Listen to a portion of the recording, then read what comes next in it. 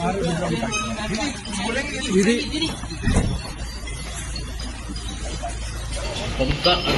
दीदी कुछ कहेंगी? Ma'am would you like to say something? Ma'am, would you be arguing before the court? Please, sir. Ma'am, would you be arguing before the court? Sir, please. গতকাল থেকে I-PAC একদম হই হই রই রই করে নেমে পড়েছে।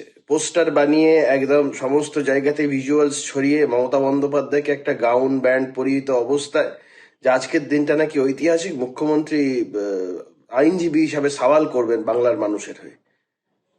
ইন পার্সন মামলা করতে গেলে আইনজীবীর যে অ্যাটায়ার, মানে যে কোট, গাউন, ব্যান্ড এগুলো পড়তে লাগে না। মমতা বন্দ্যোপাধ্যায় ইন পার্সন সওয়াল করছেন, উকিল হিসাবে সওয়াল করছেন না। উকিল হিসাবে মমতা বন্দ্যোপাধ্যায়ের করা একটা এফিডেভিটের একটা মক্কেলকেও খুঁজে এনে দিক না। আচ্ছা, মমতা বন্দ্যোপাধ্যায় যদি ওকালতিতে এতটাই পাণ্ডিত্য তার থেকে থাকবে, তার ভাইপো, তার আদরের নিজের আপন ভাইপো মামলাগুলো করানোর সময় অন্য উকিল খোঁজেন কেন? নিজের বাড়িতে এত বড় উকিল আছে, পিসিকে দিয়ে মামলা করান না কেন? একটা হাস্যাস্পদ পরিস্থিতি তৈরি হচ্ছে। সুপ্রিম কোর্টের জজেরা সবাই খুব একটা গুরুগম্ভীর পরিস্থিতির মধ্যে সারাদিন থাকেন। আজকে তাদের জন্য একটা কমিক রিলিফের দিন, একটা হাসি ঠাট্টার দিন। সবাই ভালো থাকবেন, উপভোগ করুন। দেখুন, মমতা বন্দ্যোপাধ্যায় দিল্লিতে বেশ কয়েকদিন ধরে এসে ড্রামা করছেন, নাটক করছেন। উদ্দেশ্যটা এসআইআর নাকি সুপ্রিম কোর্টে কেস ভুন্ডুল করা, সেটা বোঝা যাচ্ছে না এখনো পর্যন্ত।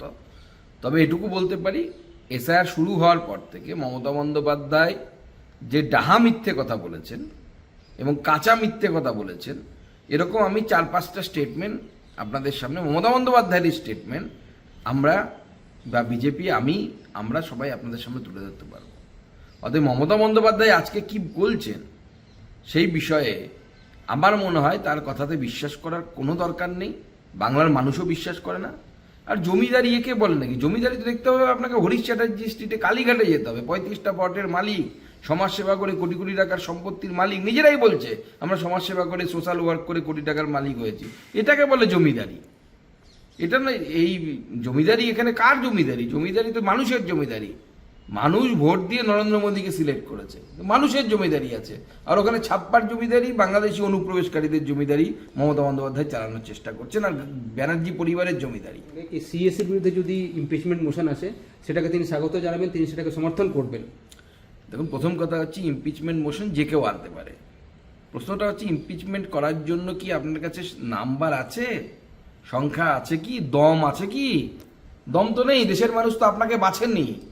আপনি যতই বাংলা, উর্দু, ইংরেজিতে কবিতা লিখুন, দেশের মানুষ আপনাকে ভোট দেয়নি তো। আপনাদের দলকে পেছনে বসিয়েছে, অর্থাৎ বিরোধী দল হিসেবে বসিয়ে রেখেছে। তো আপনারা আনবেন, আবার নন্দলাল হয়ে ফিরে যাবেন, দুগালে থাপ্পড় খেয়ে লাল হয়ে।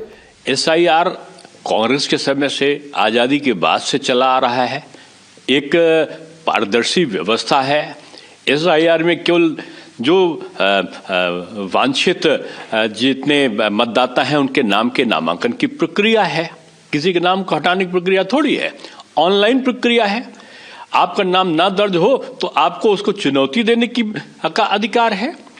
3 स्तरीय होता है। आप ऑनलाइन भर सकते हो, आप बीएलओ के माध्यम से भर सकते हो, आप सीधे फॉर्म जमा कर सकते हो। नई फॉर्म है तो आप अपनी जो जिला निर्वाचन अधिकारी है या जो भी आपका मतदाता सूची में नाम डालने वाले हैं, उनसे आप अपनी आपत्ति दर्ज करा सकते हैं और आपका नाम दर्ज होगा। तो ये एक बहानेबाजी है। अपनी हार को बंगाल में देखते हुए ममता जी का एक नया नाटक है, और ममता जी अपनी नाटक मंडली के साथ में अब वो सुप्रीम कोर्ट में जाना चाहती हैं। बिल्कुल जाए, उनका अधिकार है, लेकिन उनको भी पता है कि वो किस विधिक प्रक्रिया का विरोध कर रही हैं। केवल अपनी प्रत्याशित हार जो बंगाल में उनकी चुनाव विधानसभा में है, उसको देखते हुए वो तड़फ रही हैं।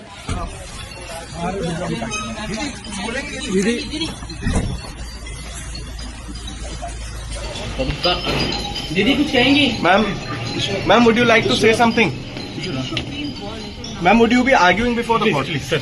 Ma'am, would you be arguing before the court? Sir, please. আমাদের ভিডিও ভালো লাগলে লাইক এবং শেয়ার করুন। কমেন্ট সেকশনে গিয়ে জানান আপনাদের মতামত।